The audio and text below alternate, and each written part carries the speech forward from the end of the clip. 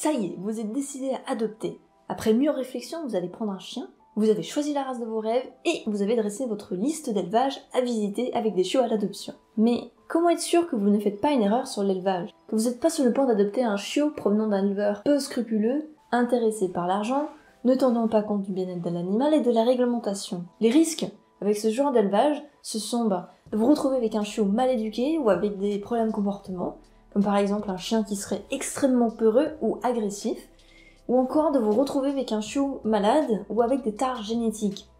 Ici, je vous propose une liste de questions à poser lors de votre rencontre avec l'éleveur. Ces questions ont pour but de vous armer d'un esprit critique. Néanmoins, elles ne sont pas là pour faire l'interrogatoire. Ce que j'aimerais en fait transmettre, ce sont les clés pour avoir une discussion ouverte et bienveillante avec l'éleveur, et éviter que vous vous fassiez avoir. Bonjour à tous, je suis vétérinaire et sur cette chaîne j'aborde toutes les facettes de l'adoption, de la préparation au suivi du bien-être de la nouvelle boule de poil. Attaquons tout de suite, quelles questions poser à l'éleveur?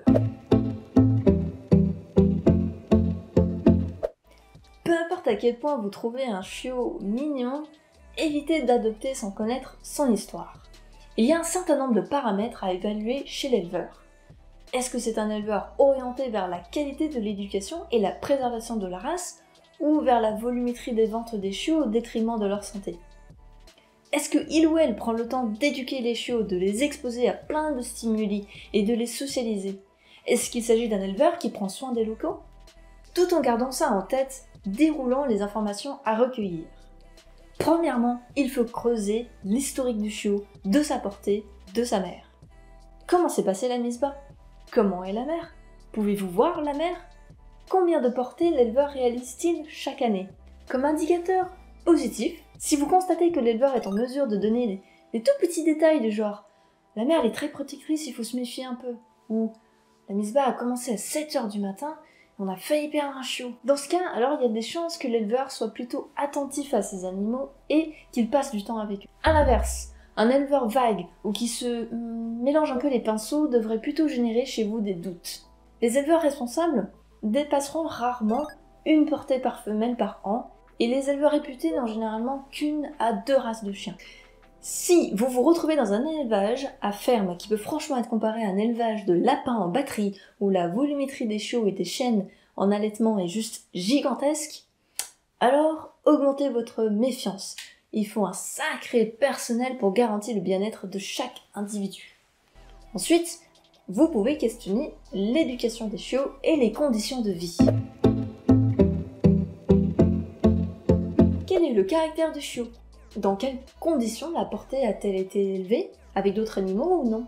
Puis-je voir la mère? Comment avez-vous socialisé les chiots? Combien de temps vous passez avec les chiots? Pareil, là vous allez guetter la richesse des réponses apportées. Ah, ce chiot, lui, il est plutôt timide. Il a tendance à jouer tout seul. Ou bien, en fait, je fais jouer des sons, des enfants qui rigolent pour les habituer au bruit du quotidien d'une famille. Ce genre d'informations très spécifiques qui témoignent de la rigueur d'un éleveur qui s'applique dans la phase d'éveil du chiot.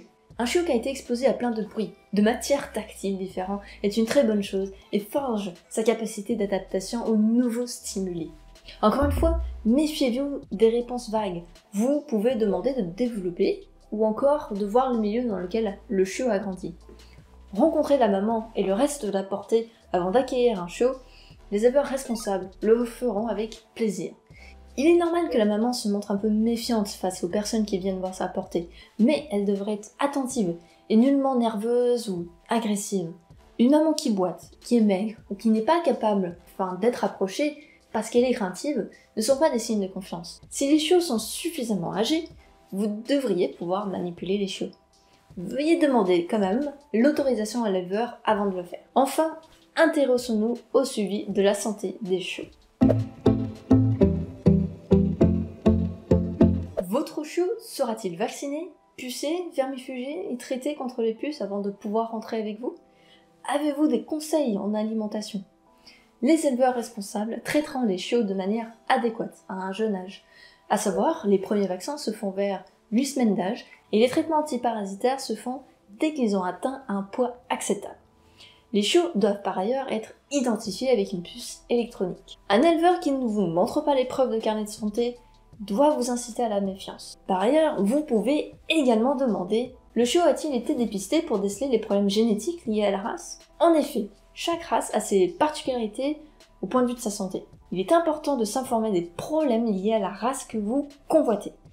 D'ailleurs, vous pouvez consulter ce premier site web ou encore celui-ci pour savoir quelles sont les maladies génétiques qu'il est possible de dépister. On peut par exemple citer la myélopathie dégénérative chez le bouvier bernois ou encore la sensibilité médicamenteuse du gène MDR1 chez les collets. En connaissant quels sont les problèmes courants de la race que vous avez choisie, lorsque vous rencontrez l'éleveur, vous pourrez demander à voir les certificats de bonne santé ainsi que les tests génétiques des parents. Un éleveur qui dépense des centaines d'euros pour certifier les hanches, le cœur ou les yeux de ses reproducteurs vous montrera les preuves écrites avec grand plaisir. On vous demande de croire sur parole? Méfiez-vous. Vous pouvez toujours aller plus loin dans vos questions pour jauger les pratiques d'élevage d'un point de vue global. Par exemple, interrogez-le sur les raisons de sa passion pour le monde canin. C'est une façon de le challenger un peu sur son implication dans le travail. Et deuxième question, est-ce que l'éleveur vous propose un suivi du chien? Les bons éleveurs donnent souvent des conseils ou apportent un soutien, surtout au début. Mais attention toutefois, conservez votre esprit critique, confrontez ces conseils à différentes sources, voire à votre futur vétérinaire traitant. Cela ne fait jamais de mal d'être prudent. Plus vous avez des informations sur l'historique de la vie du chiot et de son milieu de vie, et plus vous avez des chances d'identifier un éleveur rigoureux dans son travail. Sachez tout de même que le jugement va se faire dans les deux sens. Oui, en tant que futur propriétaire, vous voudrez être sûr de la qualité de travail de l'éleveur. Et à l'inverse, ce dernier s'assurera que vous offrirez un foyer agréable à vivre pour l'animal.